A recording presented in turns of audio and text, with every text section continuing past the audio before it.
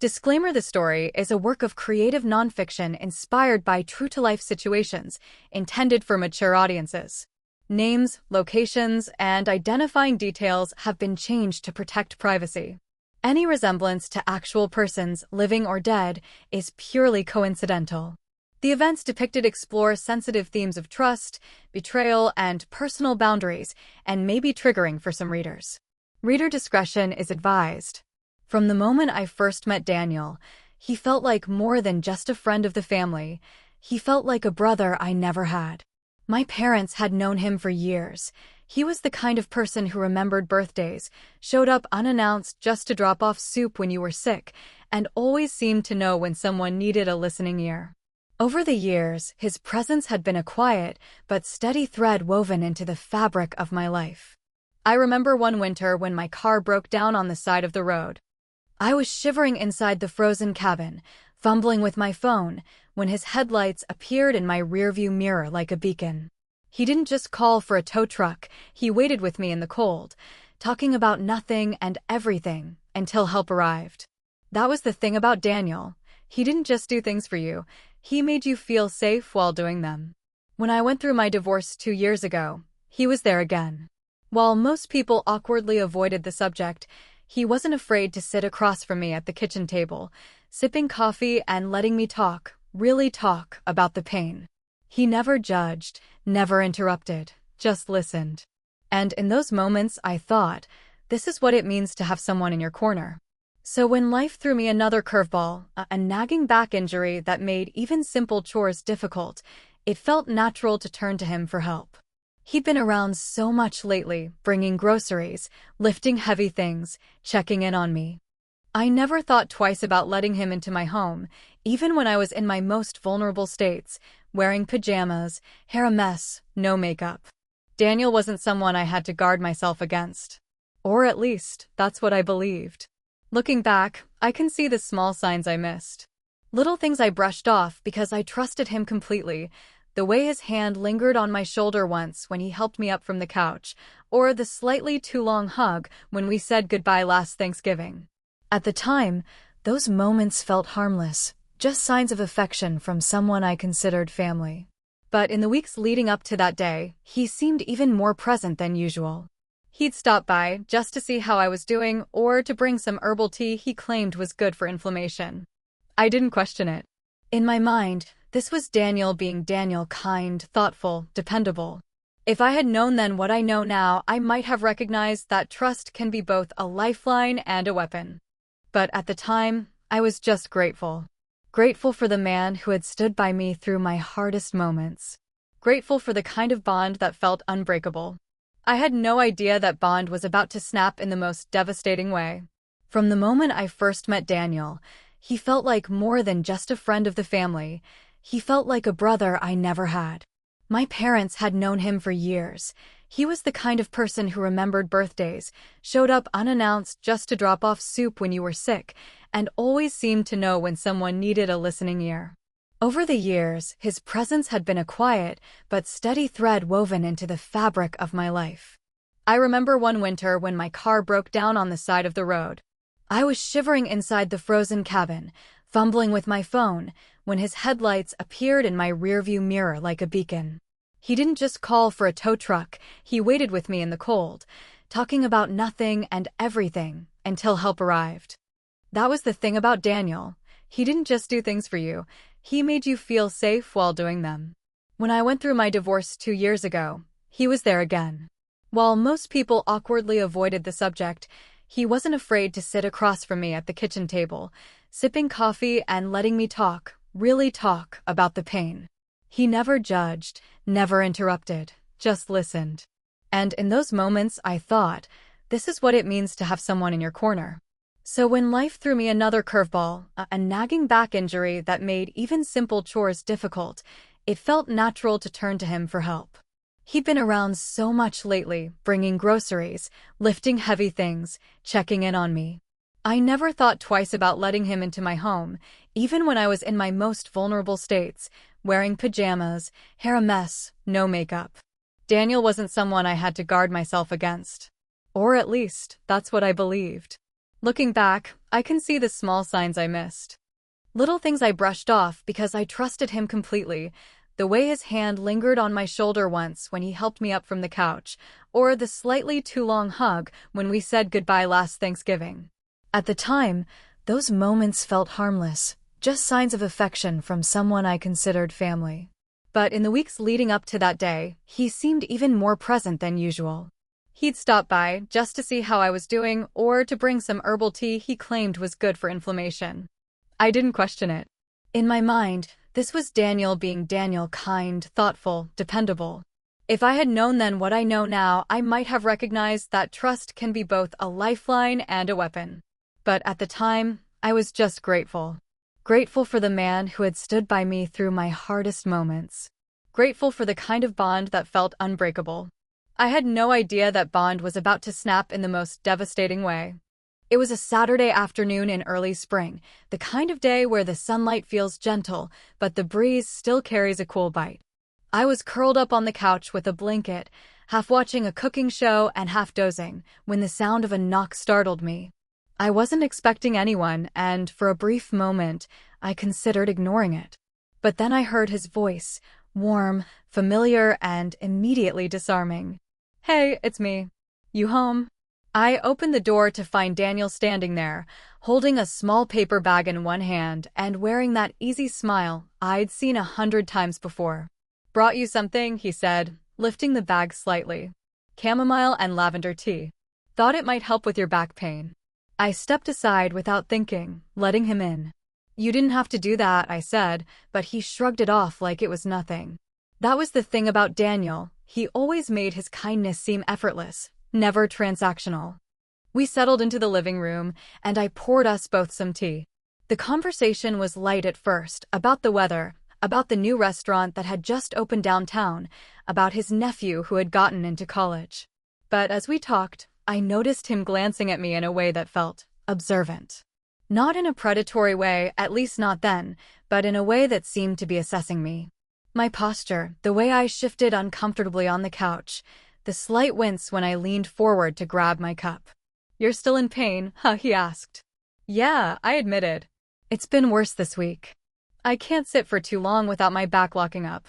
He leaned back, a thoughtful expression crossing his face. "You know," he began slowly, "I've taken some sports massage classes before. Nothing professional, but I could probably help loosen things up for you. It's really just about working out the tension." I hesitated. The offer was innocent enough on the surface.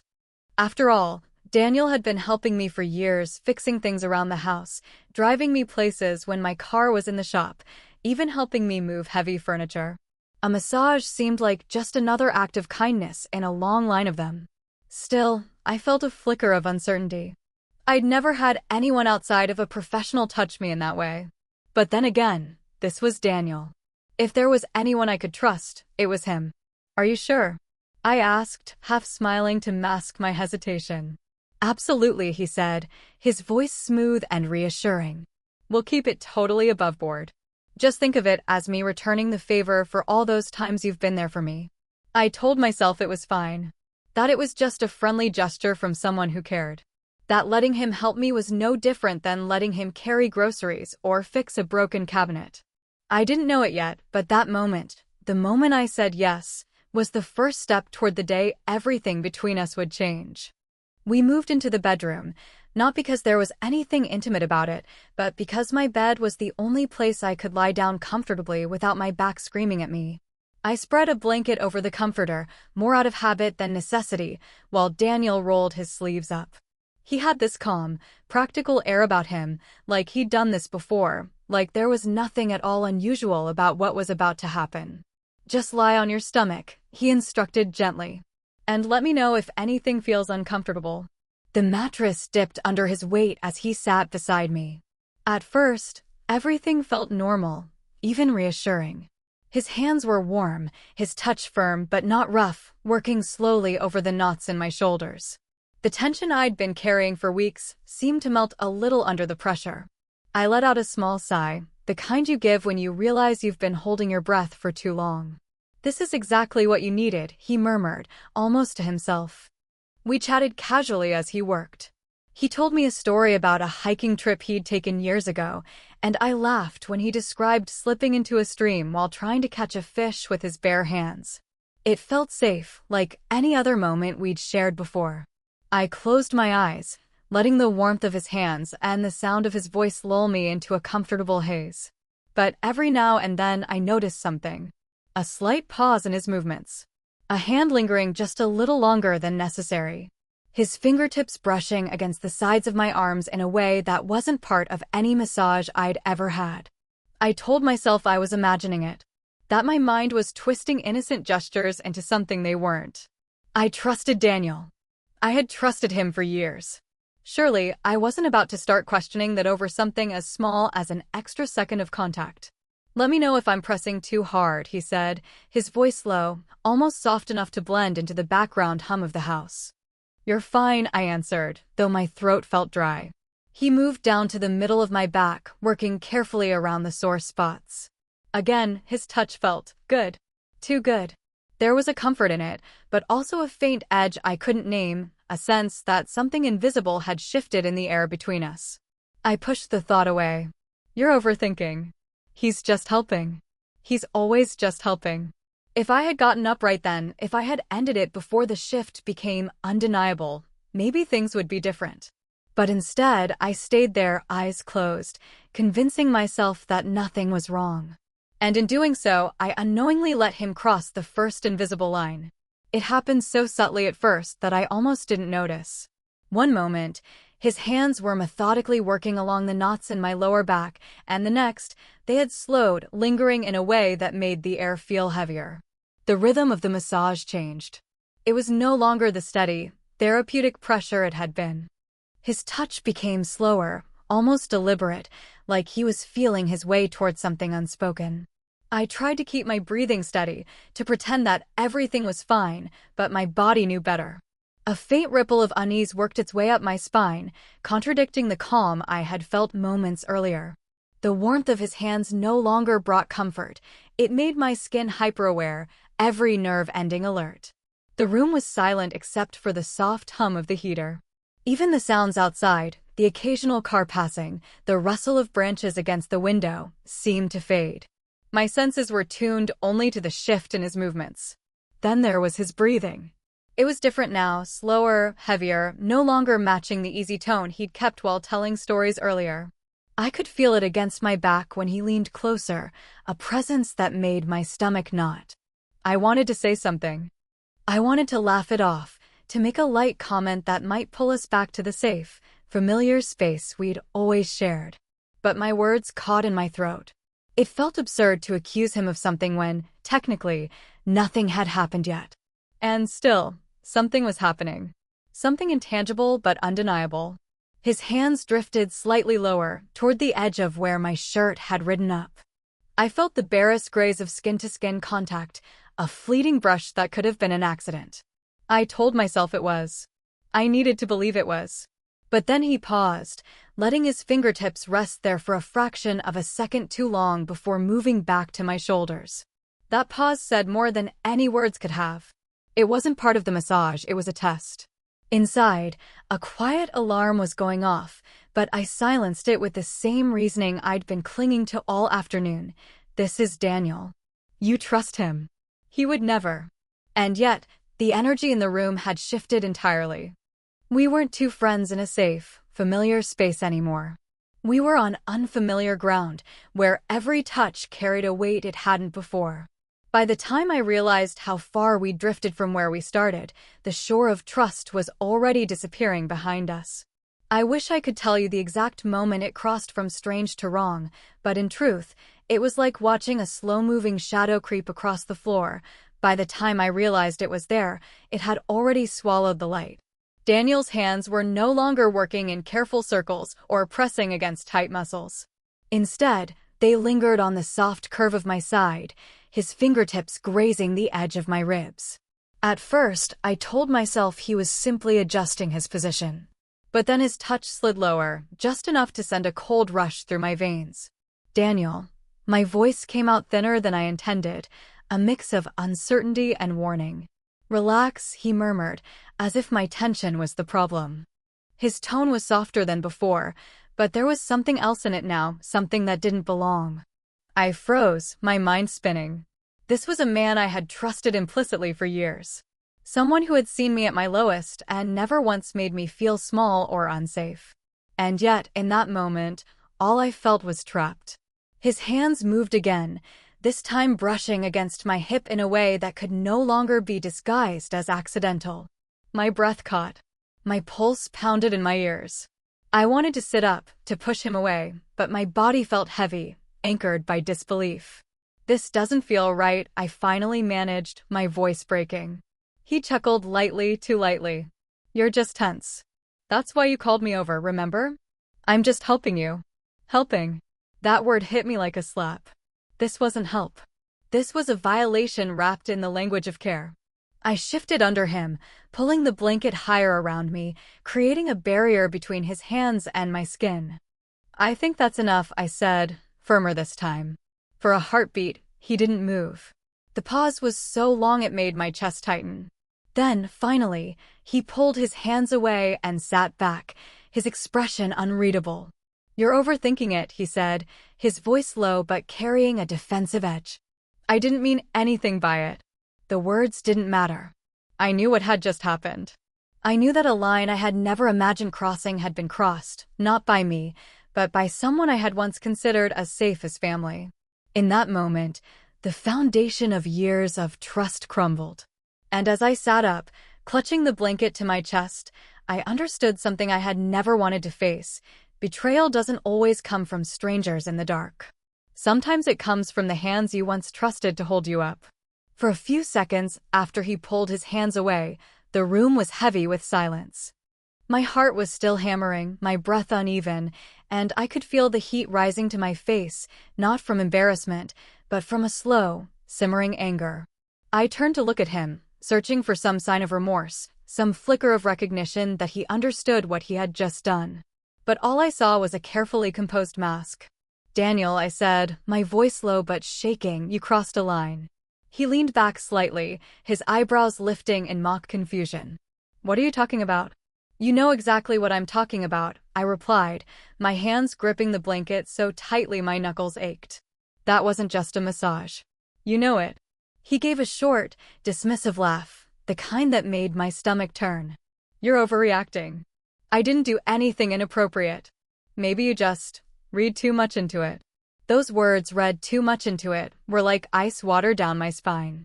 I felt the ground shift beneath me, as if he was trying to rewrite the very reality I had just lived. Gaslighting, twisting, turning the truth until I questioned myself. "I know what I felt," I said, my voice breaking despite my effort to keep it steady. "And it wasn't an accident." He sighed, looking away for a moment before meeting my eyes again. "Look, I think you're just stressed. I've been nothing but a good friend to you for years. Why would I do something to make you uncomfortable?" And there it was, guilt packaged as logic. He was leaning on our history, using it as a shield against my words. And part of me wanted desperately to believe him, because the alternative meant accepting that the person I trusted most had deliberately betrayed me. But I couldn't. Not after feeling the shift in the air, the change in his touch, the weight of his presence pressing down on me. "I want you to leave," I said finally, my voice firm now, the tremble gone. His jaw tightened, and for a moment, I thought he might refuse. But then he stood, straightening his sleeves as if brushing off the moment entirely. "Fine," he said, his tone clipped. "If that's how you feel." He walked to the door, and I followed at a distance, my arms still wrapped around myself like armor. Before stepping outside, he turned back, his eyes narrowing just slightly. "I think you're making a big mistake," he said. "You're throwing away a friendship over nothing." I didn't answer. I just closed the door. And when the latch clicked, I leaned my forehead against the wood and let out a breath I hadn't realized I'd been holding. My hands were still trembling, but underneath the fear was something new: resolve. He had crossed a line, and no amount of denial could erase that. The silence after he left was suffocating. It wasn't the comfortable quiet I'd once enjoyed after a long day, but a heavy, oppressive stillness that seemed to press against my chest. I stood there for a while, staring at the door as if half expecting him to knock again, to apologize, to undo what had just happened. But of course, that knock never came. When I finally moved, it was like my body was made of lead. I drifted through the house, each room suddenly feeling foreign, unfamiliar. The living room where we'd shared countless conversations, the kitchen where he'd helped me cook, even the hallway where we'd once laughed about a squeaky floorboard, it all felt contaminated, like every memory had been tainted by the weight of that afternoon. I tried to distract myself. I made tea, turned on the TV, even scrolled through my phone, but my mind kept replaying the scene in endless loops. His hands. That shift in the air. His voice telling me to relax. Each detail came back sharper than before, stripping away the excuses I'd tried to give him in the moment. A gnawing question began to take root. Should I tell someone? The thought made my stomach twist. Who would I even tell? And what if they didn't believe me? Daniel was well-liked, trusted, even respected by everyone who knew him. He'd been the kind of man people pointed to as an example of loyalty and kindness. If I accused him, would they see what I saw? Or would they see me as paranoid, overly sensitive? The weight of that possibility kept me silent at first. I didn't answer calls that evening. I ignored texts from friends. I just sat there, curled up on the couch, the blanket pulled tight around me like I could somehow hide from the memory. Sleep didn't come easily that night. Every time I closed my eyes, I felt the phantom pressure of his hands on my back. The next morning, the sunlight pouring through the curtains didn't bring relief. It only reminded me that this wasn't a bad dream I could wake from. In the days that followed, I avoided places where I might run into him. I stopped going to the coffee shop we both liked. I skipped a family gathering because I knew he'd be there. I thought avoiding him would make it easier, but it didn't. If anything, the avoidance made the betrayal more real. But underneath the hurt, a small, stubborn ember began to burn anger. Not the kind that made me want to lash out, but the kind that refused to let me shrink into silence. I realized that keeping this to myself was giving him exactly what he wanted, a chance to pretend it never happened. And that, I decided, was something I could no longer allow. 2 weeks passed before I found the courage to speak the words out loud. It happened on a rainy Tuesday evening, the kind where the clouds hang low and the air feels heavy, almost expectant. I was on the phone with my sister, listening to her talk about something trivial, work gossip, I think, when my voice interrupted hers without warning. Something happened with Daniel, I said. The silence on the other end was immediate and sharp. What do you mean? She asked, her tone shifting from casual to cautious. And so I told her. Not all at once, not in a clean, rehearsed narrative, but in pieces like pulling jagged shards from a wound. I told her about the unexpected visit, the massage, the shift in the air, the moment his hands crossed the line. I told her about his denial, about how he tried to make me question my own reality. By the time I finished, my throat ached from holding back tears. Don't you dare blame yourself, she said firmly. He's the one who crossed the line, not you. Hearing those words from someone else, someone I trusted, was like taking my first deep breath in weeks. It didn't erase the hurt, but it reminded me I wasn't crazy. I wasn't imagining it. From there, I made my decision. I would not see Daniel again. I would block his number, unfollow him on social media, and make it clear to mutual friends that I wanted no contact. And if he tried to twist the story, I would tell the truth without hesitation. Cutting him out wasn't easy. For years, he had been part of my everyday life, woven into my routines, my family gatherings, my moments of joy and pain. Removing him felt like pulling out a thread that held together parts of my world.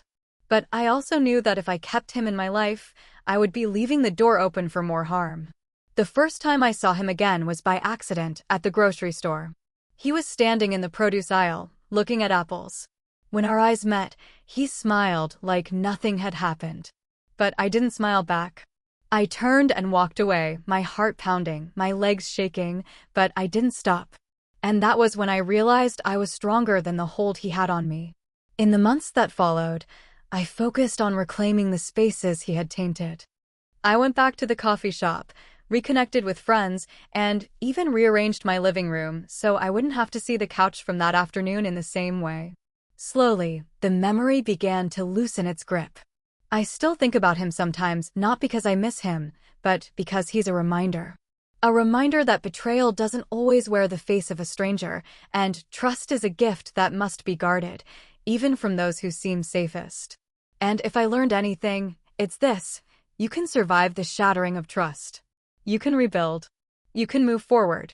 And I did. 3.